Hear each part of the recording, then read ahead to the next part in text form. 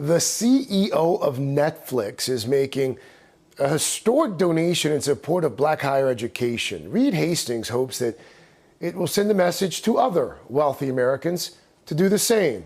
Hastings and his wife, Patty Quinlan, are donating some $120 million. $40 million will go to Spelman College, another $40 million will go to Morehouse College, and another $40 million will go to the United Negro College Fund.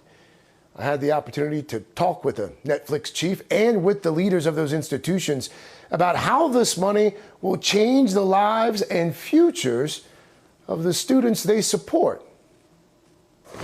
Reed, you and your wife have been charitable in the past. Why in this moment? Why now? You know, we've been supporters of UNCF for about a decade, and Morehouse and Spelman for a couple of years. But this is the biggest gift we've ever given. And the times are the most stressed, the most painful that we've ever seen in our lives. But out of that pain can come some opportunity too. And maybe this will be the moment when things change. And we wanted to do our part to draw attention, in this case, to the HBCUs, 150 years of resilience, of educating young Black people, and the stories not well understood in the white community. So our gift is large, both to help the students and to try to bring attention to the amazing positive legacy that that my three colleagues on this call have really built. What is it about the pandemic? What is it about what we are experiencing in this country in the wake of George Floyd's death and the death of other unarmed Black men in police custody? What is it about those two things that are happening right now in our society that motivated you in this particular way? Well, I think it's a tipping point in white consciousness. I mean, Black people have been aware of these things forever. And so it's a change to think of it as a broader collective problem where white people are as engaged, that it's my problem also. It's not me helping other people with their problems.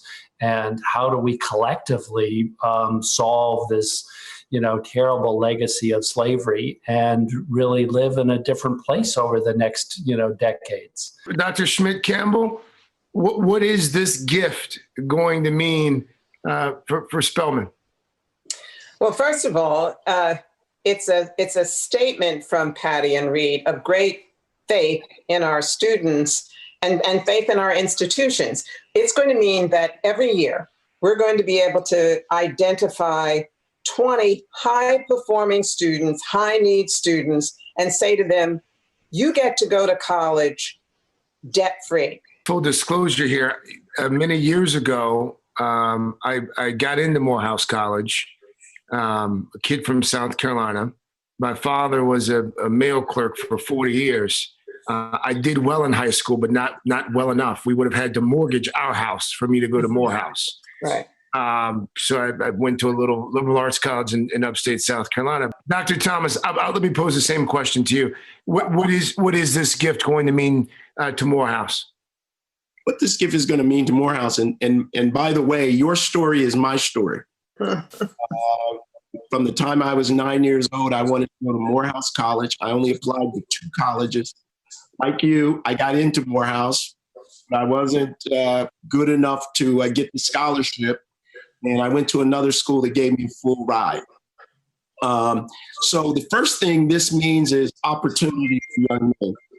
And the other impact of it that I think is so important for our young men is the impact that it will have at the end of their time at Morehouse. To leave Morehouse or any college debt-free in today's world is a liberating gift. And 60% of my students are Pell eligible, which means that their families make less than $40,000 a year, which probably means that the net worth of those families is close to zero, or at least less than $1,000. And many of those families even go so far as to mortgage their homes because they want their child to have a Morehouse education. So that's what this gift means to to me. Dr. Lomax, to you now, the UNCF. How does the UNCF plan to use this $40 million gift? So for the last 3 months, Craig, UNCF has been focused on crisis management, stabilization for both our organization and for our historically Black colleges. We are laser focused right now on near-term recovery at our HBCUs. So we want them to be able to open in the fall with strong enrollment, with safe environments, and with teaching and learning that is enhanced by the use of technology. Dr. Schmidt-Campbell, what kinds of unique challenges are HBCUs like Spelman facing right now? Well, I think we're facing many of the challenges that you face in higher education, but exponentially more. COVID has hit the Black community harder than it has hit any other community in this country. It means that with the skyrocketing unemployment, our communities, our families have been hit harder because they're very often the families that are they're the working class, and the working class, the working poor, who have been at the front lines and who are most at risk of losing their employment.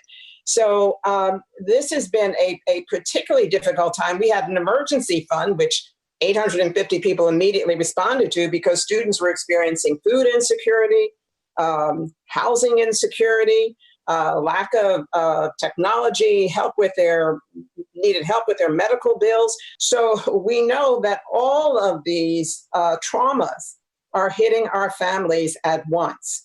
So an investment like this means the world for our community. Reed Hastings, what's the message here? What do you hope folks who are watching and listening take away from this kind of donation in this particular moment? These are tragic times. It's a great opportunity to invest in Black education. And UNCF, United Negro College Fund, has been a great supporter of Black education for more than 50 years. And the HBCUs are the less well understood gem of the system.